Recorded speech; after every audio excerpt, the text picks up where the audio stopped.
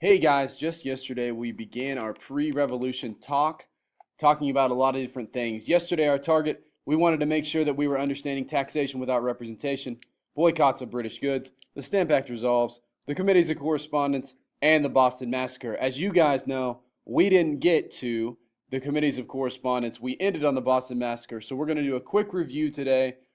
For the sake of my voice, I'm making this screencast-o-matic. I haven't done this before. This is my first time, so bear with me in this process.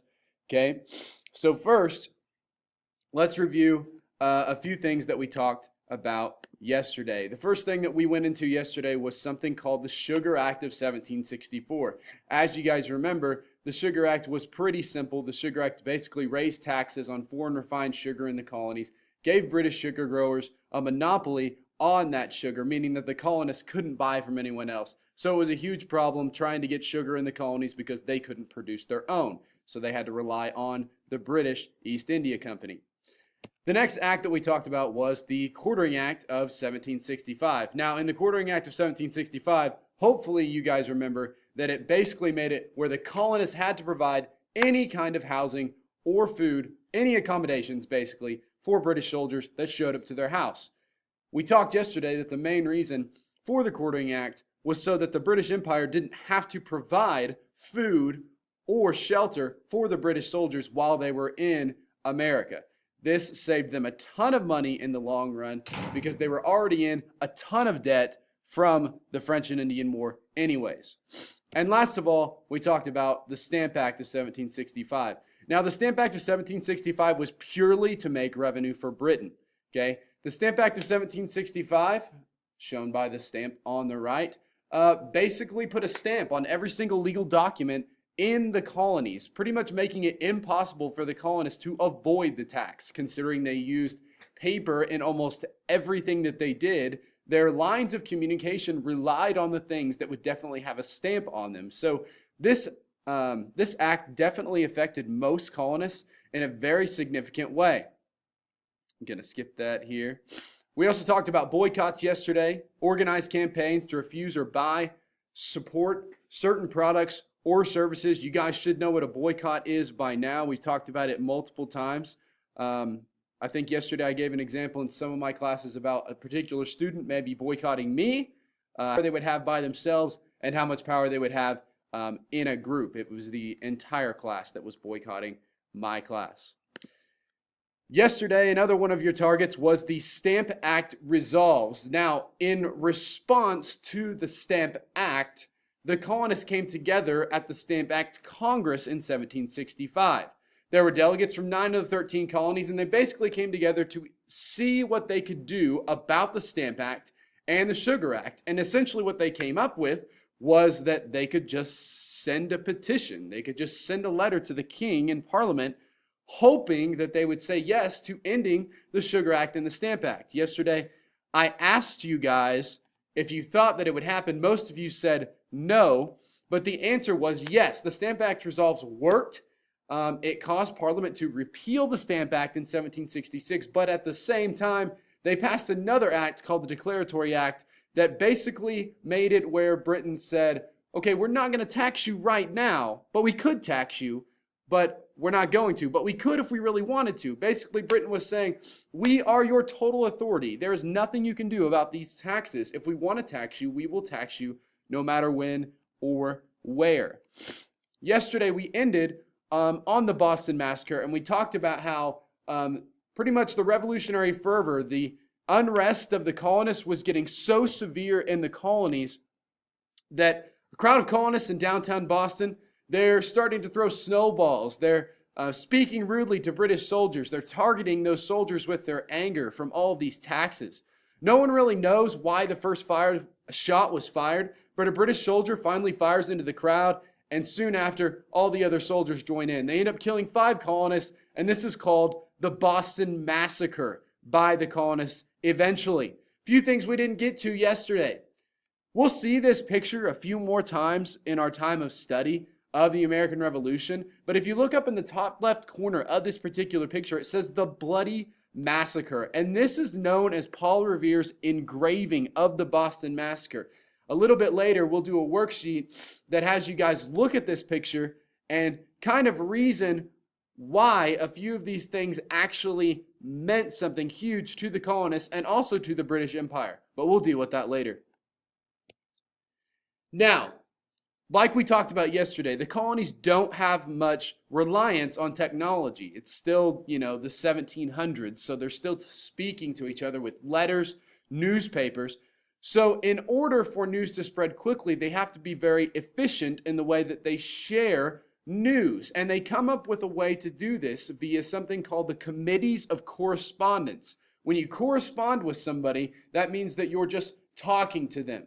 You're exchanging words, being able to speak to each other in a particular way. But the Committees of Correspondence, they were groups of colonists all over the colonies whose primary function was basically just to spread information quickly. So as soon as the British Empire did something, somebody would send a horse rider out, they would get to the next Committee of Correspondence, that rider would go out to the next committee, and so on and so forth. And it was a way for the colonists to spread throughout the colonies news about what Britain was doing very, very quickly, to keep the people informed. Okay? So, all in all, yesterday we went over all of these particular things. When we have our quiz on Friday, you need to keep these underlined, bold things in mind. This slideshow is always available in the Google Classroom. Make sure that you are following it. Now, as for today, we're going to move forward. We're going to talk about a few things today. So we're moving on to Content Standard 1.2b. The target out of Content Standard 1.2b, we're really moving on to be able to talk about the Boston Tea Party. We want to talk about the Coercive Acts of 1774, which are also known as the Intolerable Acts, as well as the convening of the First Continental Congress as a colonial response to the Intolerable Acts of 1774. Now, we were going to watch a video. I may be able to show this to you later, or I'll link it on the Google Classroom.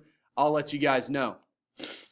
Now, very, very soon after the Boston Massacre happened, you have Britain passing a new tax on tea, which actually lowered the price of tea in the colonies, but it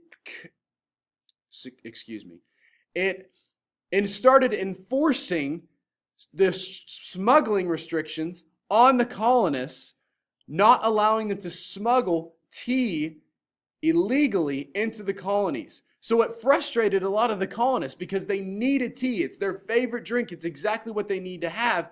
But they had to pay Britain a ton of money just to be able to have tea. So a lot of the colonists were frustrated. And one of the groups of colonists that was frustrated was the Sons of Liberty. Okay? And the Sons of Liberty, basically what they did is they went and disguised themselves as Mohawk Native Americans.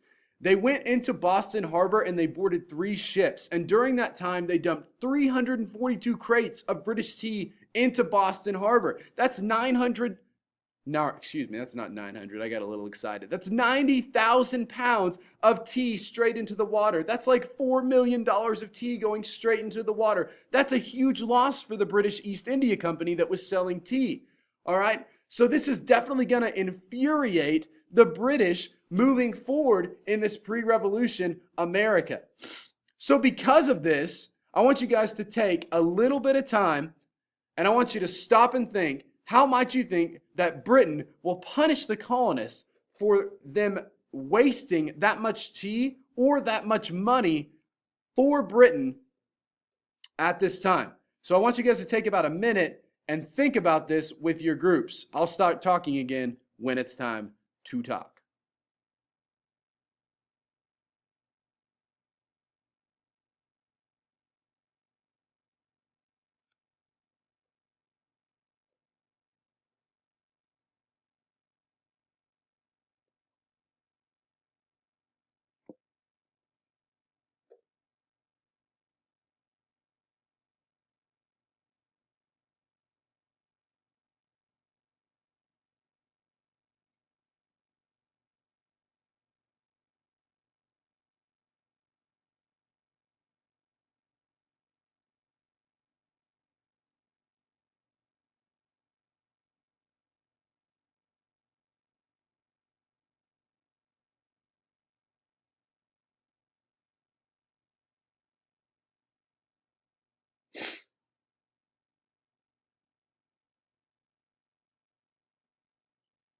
I'll give you guys about 15 to 20 more seconds, and then we're going to get started.